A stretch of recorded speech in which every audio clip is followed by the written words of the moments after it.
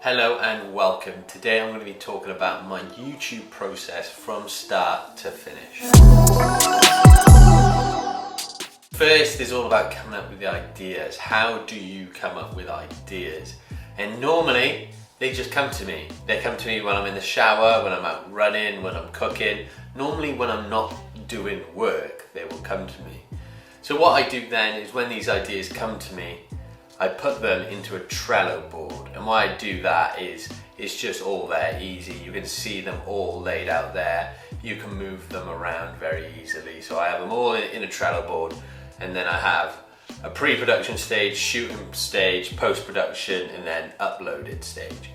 So that's the workflow I sort of go at the start. Now normally when I come up with an idea, I try and do it as fast as possible, because this idea is hot, you know, it's in my head and I've got a lot of enthusiasm about it and I'm thinking about it all the time. I try not to leave ideas linger, because when you put them down, they're just there and they're never going to be done. Yes, I have lots of ideas down that I'd like to do in the future that aren't accessible to me right now, but they may change and adapt and develop. I think right now is you come up with an idea and you've got to do it as fast as you can. You've got to film it and edit it and get out there. That is, I'd say, a top tip, because you'll lose the passion about it. You'll not have the enthusiasm to do it. Before I start filming, I bullet point each point I want to go through. So if this idea right now I wanted to talk about is making a YouTube video, I'd write down all the points that it's going to take me through to get to the end, but I don't over script it. When I first started out doing this, I tended to over script things. I learned from film school, you know, script everything, script this, script that. I did a vivid, detailed script of like what each part is going to be, what I'm going to say, what the visual is going to be, what the background music and sound effects was. But as I've grown on and learned a bit more about this YouTube endeavour, I think that you just need to write bullet points, because then you don't overthink it. Like before I sounded like a robot, here I am, my name's Carl, but now I'm sounding more, I think a bit more better anyway, I'd like to think so. But yeah, you sound a bit more natural rather than just sounding like a robot. So bullet point your ideas down. Then comes the next stage, which is this stage right here. This is when I'm filming the A-roll. This is what I talk about. This is the talking section of the video. I like to know what I'm going to film for the B-roll. I like to go through the edit, mark each point down and go, right, I'm going to film B-roll for this bit, this bit, this bit, this bit. If you do it the other way around, I found like I was over filming and I don't need all these extra shots. They're just going to sit on a hard drive collecting, you know, digital dust. So I just wanted to sit down, you know, do the A-roll like I'm doing now. I'll upload that onto the computer, sit on Final Cut, edit that down, chop that up, and then I'll go through mark each bit where I want the B-roll to go. Once I've marked where the B-roll is going on the video, I write a shot list for it. So all the points, right, I'm gonna get this shot, this shot, this shot, and this shot, and then I'll go film it. So what I do is I tend to do it right here on this table here. If I'm doing some products, use this little lovely lamp here, a bit of depth behind it, window there, some lovely light. Try and make it as cinematic and a production value as I can. But I don't overthink it, I don't overplay it, I just try and, you know, just there it is, get the shots I need to help boost this video, you know, to help engage, you know, instead of it's just me talking all the time. You know, you could get a bit fed up looking at me all the time, so I like to, you know, put a bit of B-roll over the top, you know, to keep the engagement levels up, so we're always chopping and changing and moving the image around, so we're not static just on this wide the whole time. The next stage, what I do is then I get the B-roll and I add that into the edit. So once it's in the edit, boom, I literally just edit it, I drop it into each bit where I've marked it, boom, B-roll there, B-roll there, B-roll there, B-roll there. And then once that's all there, you should have a really nice structure to it now, you know, really like, you've got the foundations there. And I go through, I add some music, I add some assets, you know, I do the color grading, I try to add, you know, if there needs an animation here and there, but don't overthink it, don't overdo it or overplay it, you know, I want to make it the best value, production value as I can, but these videos, I don't have a lot of time to do them, so they have to be very, you know, quick turnaround. So I have a system in place to be able to achieve that for myself. Once I'm happy with the edit, I sit down and I watch it, and I tend to write loads of notes out when I'm watching it. Right, that can go there, change it up a bit, boom.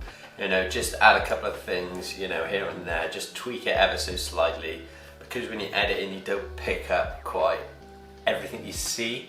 So you need to sit down and watch it as a viewer and go, right, that's not quite right there, and just change it up to how you feel is appropriate. Once I've done that, I try and get as much out of that video as I can there and then. So I try and make, Instagram Reels, YouTube Shorts, TikTok videos out of that there, the tall ones. So I try and do that. I try and make highlight promos. I try and do a couple of different tall videos out of that edit to post on other socials as sort of my marketing towards this channel is the idea. But I don't do it for everybody, but for these sort of pieces I think it's quite handy and it's quite easy to do, and it doesn't take too long. They're like 30-second videos. So what the industry has taught me is that you need to get as much content out of one project as you can, and that's what I'm trying to do. Even with my own work, I'm just trying to get as much content out of these videos as I can to put elsewhere. But mainly the long form is the most important to me, so I don't want to hesitate on that, and the other ones I just do as fast as I can, get them out, get them done, get them uploaded. Once I've done all those different videos, I tend to export them all, and once I exported them, I normally just go on the Final Cut export one, and it's just Facebook, YouTube videos. I just use that one. I don't do any fancy settings. It seems to be the best. It's the one that looks the most similar to when I edit it, and it compresses it quite nicely, so I tend to just use that one and then upload it. However, before I upload it, I tend to make the thumbnail, and thumbnails I'm not the best at. I find they're quite tricky, but I want to learn. I'm learning and developing that side of things as I go along. But I feel that the thumbnail normally comes to me in the editing process, or I try and take loads of photos as I do it, and then if I can get a thumbnail out of that, great. If I can't, I come back to the drawing board. I go, right, what am I trying to tell with this video? How can I sum that up in a photo? And then I create it through that process. And also in this process, I don't normally I have a rough idea what I'm going to call it, but I don't normally call it until the very end. I normally just like, it's gonna be around this topic, and then before I upload, I go, right, this is gonna be it. This is gonna be bam.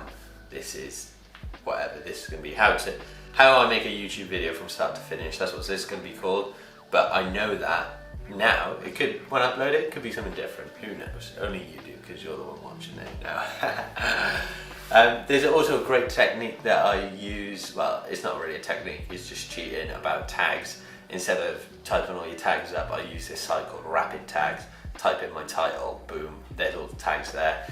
It doesn't matter if it's not to do with what you're doing, just copy and paste it in, boom, let's go on. It's about workflow and efficiency for me, and this seems to be the most effective way to I don't like sitting there tagging things up. I just want to get it done, get on with it. Now, what I've done this year is I've set myself Tuesdays at 4 o'clock and Fridays at 2 o'clock. Is 2 deadlines to upload. So I normally complete them before that and then set the time to upload at that time. But I find that's a good way for me because it gives me accountability of deadlines, right? I want to make a video by then, so how am I going to do that? How am I going to make a video in this short amount of time and get it uploaded, get everything done and edited? So deadlines are good, don't shy away from deadline.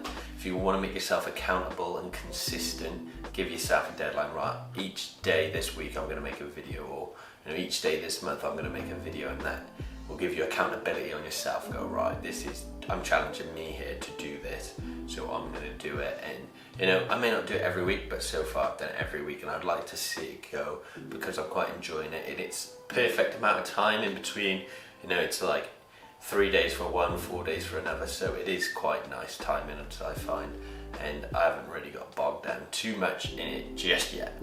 After I've uploaded it and scheduled it, what I tend to do is I take that project file and then I convert it into an XML file, so it just basically zips that project up so it's not as big, and then I delete the project file. So if I ever want to come back to it, I doubt I will, I can if needs be. and then I have a big G drive, hard drive, so I throw it on there and then, you know, move on to the next. What does your YouTube process look like? I would love to hear about it. If there's anything you could add to mine or anything you take away, hit me up in the comments below. I'd love to hear from you. If you've enjoyed this content and you felt it's given you value, please hit that thumbs up. It really does matter and it does help me out, so that'd be much appreciated. Don't forget to subscribe if you haven't already, if you want to see more content like this, because I'm gonna be bringing you loads, so that's in the future, that's to come. But yeah, until the next one, I'll see you later.